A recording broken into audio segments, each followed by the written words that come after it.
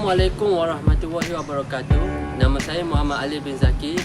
Saya pelajar kos AT33 Ijazah Sarjana Muda Pendidikan Geografi. Dan saya ahli dalam grup B SGM 3013. Dan saya akan membicarakan tentang pencemaran pantai di kawasan saya. Pantai yang saya pilih adalah Pantai Tok Bali. Jaraknya kira-kira 15 km daripada rumah saya. Jadi mari kita melihat kawasan Pantai Tok Bali.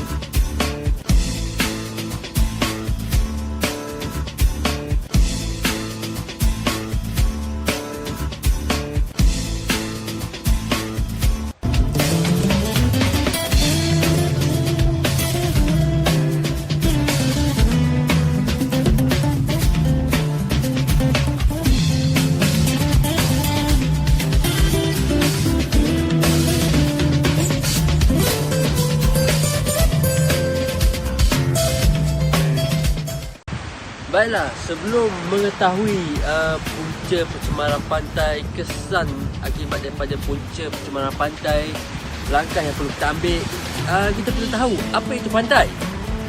Pantai ini adalah hasil daripada proses geografi, iaitu proses pemendapan. Hasil daripada proses pemendapan itu mewujudkan satu kawasan yang dipanggil pantai. Seperti Pantai Tok Bali ini.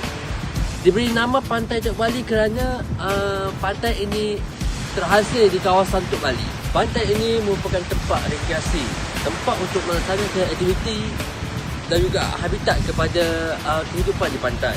Bukan itu saja, kawasan-kawasan di sekeliling pantai juga menjadi kawasan tempat tinggal bagi kita masyarakat di kawasan pantai.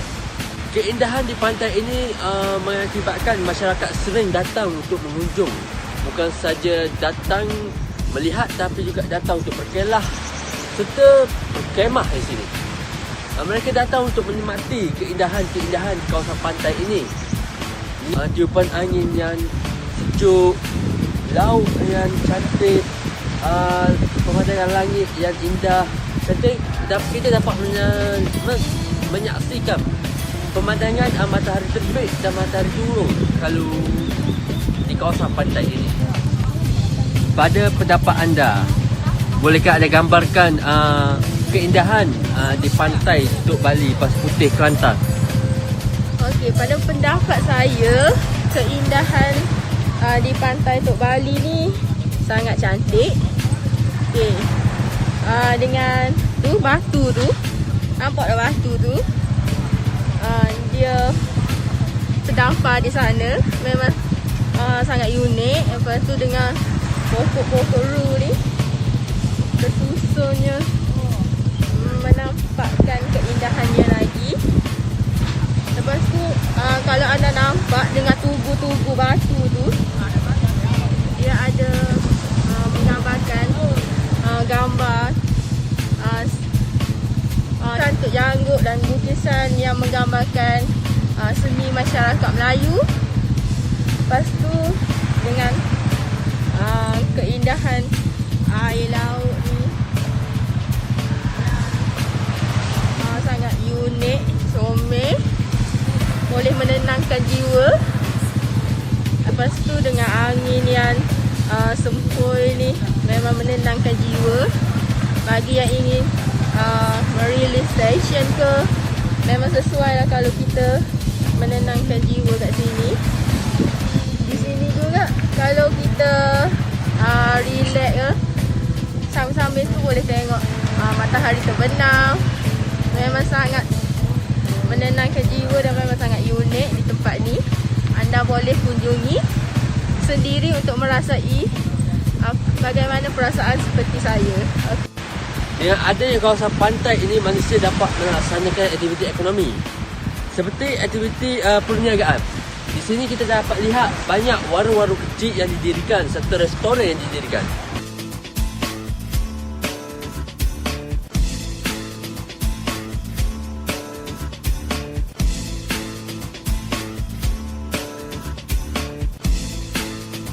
Warung-warung kecil ini menjual seperti makanan-makanan ringan seperti masakan hotdog, air, ayam penyet dan makanan-makanan ringan lah untuk mudah disediakan ataupun dijual kepada orang-orang yang datang ke pantai. Dengan pantai yang indah seperti ini, ramai orang datang mengunjung. Disebabkan itu perniagaan di sini agak juga maju. Warung-warung kecil yang didirikan di sini dapat melaksanakan aktiviti ekonomi.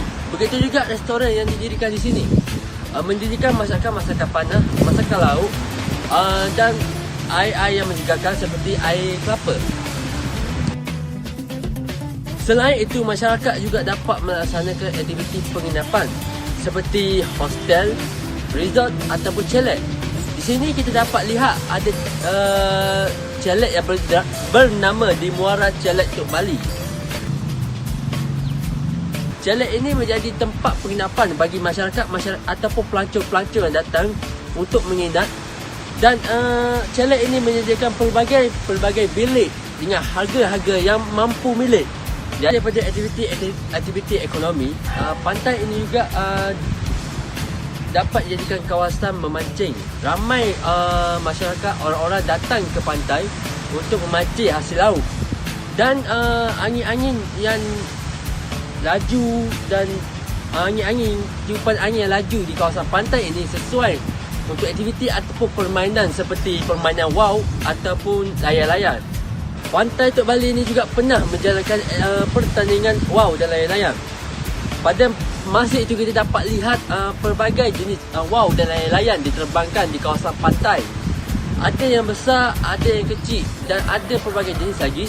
Pantai ini juga merupakan habitat kepada haiwan-haiwan di kawasan pantai ini. Baiklah, itulah serba sedikit tentang pantai dan juga kepentingan pantai. Sekarang saya akan menceritakan tentang punca-punca pencemaran pantai di Tok Bali ini.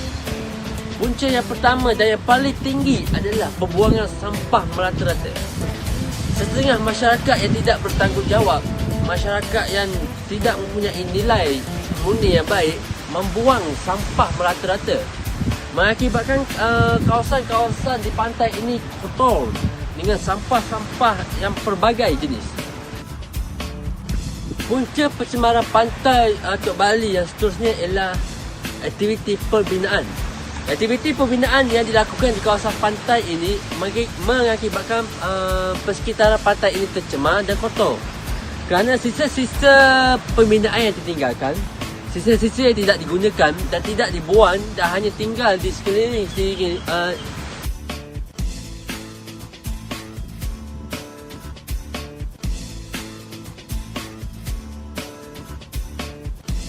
punca seterusnya yang mengakibatkan pantai ini tercemar ialah tumpahan minyak daripada kapal-kapal yang berlayar di laut seperti kapal nelayan ataupun kapal-kapal maritim. Akibat daripada punca-punca ini, timbullah kesan-kesan daripada pencemaran pantai ini. Kesan yang pertama yang kita dapat lihat sendiri ialah persekitaran pantai menjadi kotor. Jadi disebabkan sampah-sampah ataupun sisa-sisa yang dibuang, kawasan pantai akan menjadi kotor. Keindahannya akan hilang. kesan daripada pencemaran pantai ini juga ialah udara yang berbau busuk ataupun buruk. Perkara ini berlaku akibat daripada sisa-sisa makanan ataupun sisa-sisa sampah yang dibuang. Apabila lama memendap akan mengeluarkan bau ataupun udara yang tidak menyenangkan bagi kita semua. Jadi pelancong ataupun pengunjung bila datang ke sini dengan bau udara yang seperti itu tidak akan merasa senang dan tidak akan berlama-lama di kawasan pantai. Mereka akan mengatakan keindahan dan keunikan pantai ini sudah hilang dan timbulnya benda-benda yang buruk ataupun cerita-cerita yang buruk tentang pantai ini. Baiklah, adakah anda setuju bahawa kesam pencemaran pantai ini hasil daripada pembuangan sampah ini menghasilkan udara atau bau yang buruk dan busuk? Ya, saya setuju. Sebabnya seperti yang anda lihat, tengok tu, terlalu banyak gila dengan sampah. Semua yang datang ni macam tak bertanggungjawab. Sebabnya selepas mereka makan, membeli, terus buang sampah kat situ je. Memang sangat-sangat busuk dah jadinya. Dengan tidak teratur. Sebab sebenarnya memang ada tu sampah, tapi masyarakat kita beginilah ya. Sisa-sisa makanan ni, bila dia lama duduk situ, memang duduk kumpul gitu, memang akan membuat orang mendatangkan bau yang sangat busuk. Jadi bila kita datang, bila udara yang tercemar macam ni dengan bau yang busuk ni, kita nak duduk lama tu memang taklah. Lepas tu nak berkeelah ke, memang sangat jauh lah. Sebabnya dengan udara macam ni memang tak boleh. Memang mood tu akan down, memang terus down. Kesan seterusnya, pencemaran pantai ini akan memberi penyakit kepada masyarakat yang mengunjung ke sana. Kawasan pantai yang tercemar dengan sampah sarak dan bahan buangan yang lain ini akan mengakibatkan bakteria ini membiak dan hidup, dan bakteria ini membahayakan kesihatan masyarakat yang mengunjung ke sana. Kesan terakhir pencemaran pantai dalam perbincangan ini adalah kematian habitat pantai. Perkara ini memang tidak dapat dielakkan lagi kerana kawasan pantai ini merupakan tempat tinggal bagi mereka. Habitat ini tidak dapat hidup jika kawasan mereka ini tercemar dengan sampah dan bahan buangan yang lain. Habitat yang tinggal di pantai seperti penyu, ketang, ikan dan sebagainya tidak dapat hidup kerana kawasan tempat tinggalnya yang kotor. Terutamanya penyu yang mungkin akan makan plastik sampah kerana mengira itu adalah obor-obor. Mengetahui kesan pencemaran pantai ini, kita perlu mengambil langkah pengurusan untuk mengatasi masalah pencemaran pantai ini. Satu langkah yang diambil adalah dengan bergotong royong. Bergotong royong bukan sahaja pihak berkuasa yang perlu turun padang untuk bergotong royong. Masyarakat juga boleh bekerjasama untuk bergotong royong membersihkan kawasan pantai dengan mengutik sampah di kawasan pantai dan di kawasan laut. Perkara ini perlu dilakukan supaya agar pencemaran pantai ini dapat diatasi. Jika ada aktiviti gotong royong untuk membersihkan pantai dilaksanakan, adakah anda akan menyertai ataupun tidak? Ya, saya akan menyertai bergotong royong di kawasan ini, membersihkan kawasan di pantai ini. Saya juga akan mengutip sampah sampai tiada sampah. Langkah seterusnya yang boleh diambil adalah mengetakkan undang-undang dan mengenakan denda bagi mereka yang tidak dengar. Pihak berkuasa tempatan boleh mengambil tindakan dengan mengenakan denda kepada mereka yang membuang sampah, mengotorkan ataupun mencemarkan kawasan pantai. Perkara ini perlu dilakukan agar mereka sedar akan tindakan mereka dan mereka sedar bahawa pentingnya pantai ini kepada semua orang dan semua kehidupan di kawasan pantai. Baiklah, sampai di sini saja perbincangan saya tentang pencemaran pantai. Saya menyeru agar semua pihak dapat bekerjasama untuk menjaga kebersihan pantai ini agar kita dapat menikmati keindahan pantai ini sehingga pada masa yang akan datang.